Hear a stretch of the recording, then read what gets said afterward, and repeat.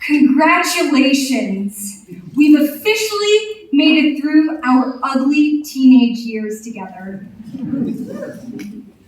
As our beloved poet Caroline Duffy said, I give you an onion. We sit here tonight, and I give you 55 onions. Each of us made up of layers and layers of sometimes sharp, sometimes tender, sometimes raw, sometimes stinky, seemingly simple yet unendingly complex onions. Every single person in this room today, from our supremely patient teachers, to our devoted GSIS staff, to our relieved parents, and to Yaya, my wonderful grandfather in the audience.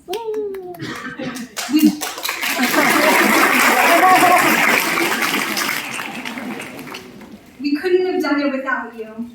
We could not have survived or reached this graduation milestone without the relentless support, nourishment, and attention you've given us. For this, we are exceedingly grateful. Now, let me peel back some of the layers of this crop of onions for you. Warning, working with onions may induce tears. When 75 of us entered secondary school in 2015, we were cute but mindless, innocent but chaotic, wide-eyed 11-year-olds, albeit a little naughty. We were intimidated by Mr. Wong's adept skill of breaking rulers over missing homework, and the oddly shaped school benches that seemed designed to deter anyone from sitting down. Entering a new environment, and for some, a new school, was a daunting prospect, and forming friend groups was the coping mechanism of choice. We were eager not to navigate secondary school alone, and so, with our tight friend groups, we explored every corner of the school through after-school games of sardines. Rather than homework, our main concerns included 1. Passing the beep test without passing out. 2. Who was being shipped with whom? Hey, Darren.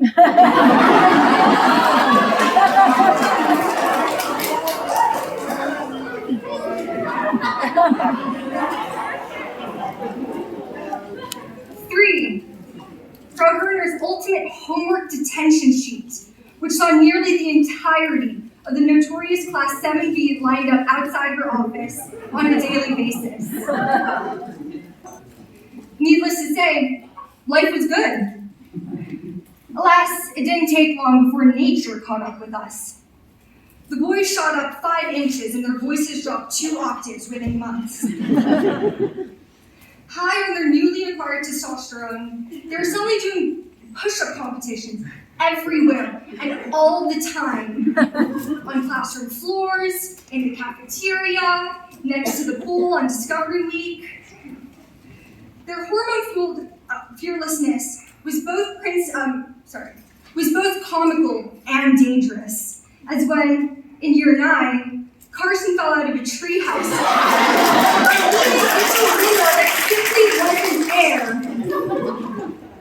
And when, during our Thailand Discovery Week trip, Veer went missing in the dark and wandered onto an adjacent patch of farmland, only to have run headfirst into a cow.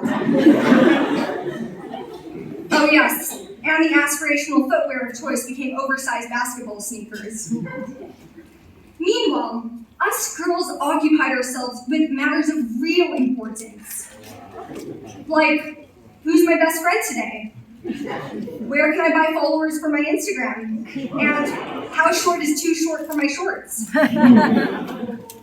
When we weren't taking selfies or sending Snapchat streaks, we were following the travails of squaddles, the perpetually troubled all-girls crew, or stalking celebrities on social media. Yup, those were the ugly and the smelly years. They ended only when the academic rigors of IGCSE and IB caught up with us. Then gone were the push-up competitions in our aversion to homework. Teachers, tutors, and mock exams became our new best friends. Goodbye, spin the bottle. Hello, ECAs. Even our troublesome class of 2022 became more responsible. The shared misery of IB also brought us closer as a year, and as semi-adults, we started to look and smell noticeably better too. However, despite following the well-traveled arc to adulthood, these last few years have been far from conventional. With the rest of Hong Kong, we descended into times of turmoil, uncertainty, and confusion. Much of our time together took place online, and if in class, then behind masks. Our IGCSE exams were canceled, as we're often reminded of by Ms. Crouch, as was our final discovery week. Our hamsters were cold, and our beaches were closed. But the fact is, we are survivors. These onions survived the chopping board. Not only that, we grew stronger for it, and are more than ready for the challenges and opportunities that lie ahead. Of course, we could not have arrived here without the support of our GSIS teachers, staff, and counselors, our parents, our domestic helpers, our friends, and our tutors. 谢谢你，陈老师. To our teachers, thank you for your perseverance in the face of our resistance, and for your unwavering dedication and commitment to arming us with the necessary knowledge, skills, and principles to succeed at German Swiss and beyond. Thank you for your wisdom and your guidance. We will truly miss you. To our university counselors, Ms. Wilkins and Ms. Guglini, thank you for helping us take that next step. And lest one forgets, your incessant but endearing reminders to update Bridge U. Thank you to our school administration, senior faculty, and staff who've kept this place running despite fate's relentless efforts to the contrary. Thank you to the janitors, cafeteria staff, IT department, the backbone of our school. We love you. To our parents, thank you for your unconditional love and support. Thank you for always being there for us. For example, just now before the ceremony, my dad told me, "Whatever you say, please don't embarrass us." Isn't that sweet? Thank you for hiring our fantastic helpers, without whom we simply would not have been fed. Thank you for paying the GSIS tuition. Mind you, university is going to cost a lot more. Finally, to the class of 2022. Yes, we've suffered grazes. Yes, we're entering a world that may seem daunting, unpredictable, and even disconcerting at times. But we are no longer our naive and rambunctious 11-year-old selves. Over these years at German Swiss, we've acquired both skills and savvy, absorbed knowledge and built character, and above all, we formed relationships and bonds that even Mr. Wong cannot break.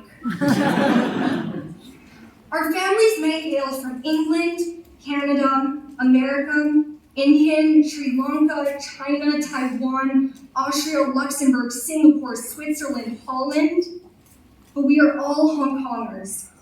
GSIS raised us as global citizens, and now, as we will scatter to universities around the world, let us not forget this school and the pride that we have in this place. As Caroline Duffy wrote, "Not a red rose, not a sagging heart. I give you an onion, a moon wrapped in brown paper. It promises light." It's a known culinary fact that there is no good recipe without onion. We onions, from this night forwards, are ripe to be peeled and presented, a promise of light. Thank you.